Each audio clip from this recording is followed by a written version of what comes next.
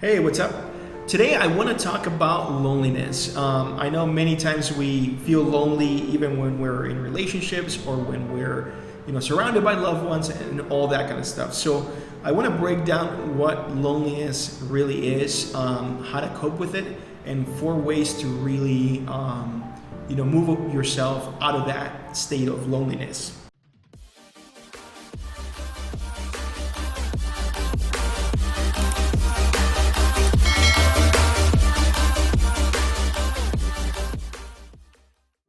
Hey, it's Felipe with Social Buddha Education, and in today's video I want to break down what is loneliness, how does it affect us, and 4 ways to overcome it right now.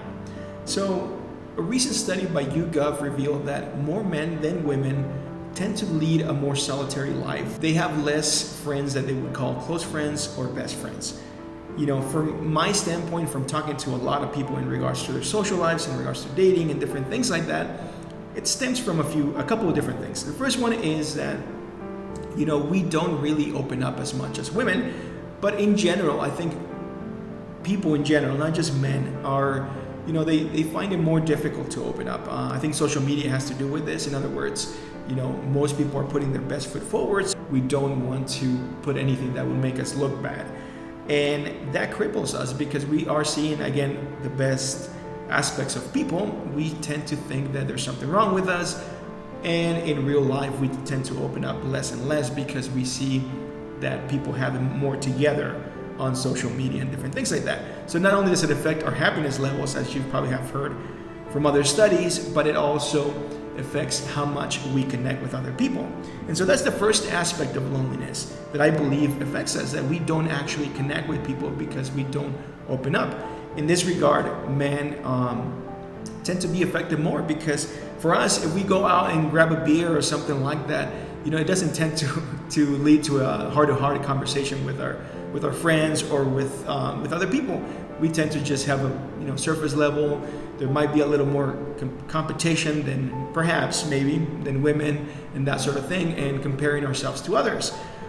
So again, I'm speaking in regards to what the studies say about men and women, but this applies to everyone really in regards to opening up, being vulnerable, and connecting actually with people. The second thing that I think affects quite a bit in terms of loneliness is that we are so focused on the future, and we're so focused, especially in the US, we're so focused on goal-oriented stuff, as opposed to some of other countries and cultures that are more relationship driven, that we tend to forget to acknowledge and to appreciate the love that is already there. Many times we're aspiring to that special relationship or whatever goal that we have, that we tend to forget some incredible things, incredible people that we already have in our lives.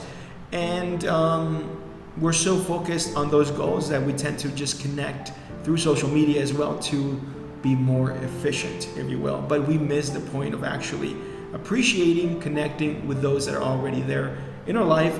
And so those are some of the main things that I think affect us from an internal level. There's definitely other things if you're not going out, if you're not meeting people, going to events, and different things like that. Now, I want to go over 4 ways to really overcome this and make a habit out of really feeling more love in your life and feeling like you're surrounded by great people, as opposed to feeling lonely and disconnected, which is oftentimes what we end up feeling like. All right, the first tip to really get over your loneliness, or if this is something that happens to you a lot, it might be a pattern. It might be something that, an unhealed emotion that you had. Maybe there's abandonment issues that you've had from your past. These are things that you want to heal. There's other videos that I have that I'll put them down below, where you do want to heal those emotions and you want to let them go. You want to feel those emotions fully and let them go. And again, it might be from your past, and you might need to uncover those, maybe journaling and that kind of stuff, to really let those things go if it is a pattern that you're feeling and that gets triggered by certain situations. All right, so tip number 2 to really begin to feel more abundant of love and connected is to actually begin to acknowledge those connections that you already have in your life. So many times we feel lonely, let's say after a breakup, or whatever grief you might be going through. Let's say that something happened recently. Very normal. One of the things that you want to do is really begin to acknowledge the people that are already in your life, that love you, that care for you, and that are connected to you, that you might not already be acknowledging, or that many times we take for granted. So whether that's your kids, if you have kids, your significant other, if you don't have a significant other, maybe it is your parents, maybe it's friendships that you have that are really close to you, maybe even co-workers or something. Many times we overlook because they have a different label than friends or family or significant others. So you want to begin to, on a daily basis, really begin to appreciate the love that's already in your life. Just be grateful, close your eyes, be grateful for the people that are, sending you messages, or that are getting together with you, that you have these people in your life and that are there for you. So be grateful for that. And you'll begin, just like abundance and scarcity, as you begin to be grateful for the love, not only will you feel more loved, but you will also attract more love of every type. Whether, let's say, you want to attract a partner, or more dating options, or whatever it is that you're looking for, let's say in the dating world, appreciating some of the love that you already have in your life that's not related to romantic love, can attract love of every kind, including romantic. So that's the second tip. All right, the third one is pretty straightforward. It's a practical tip.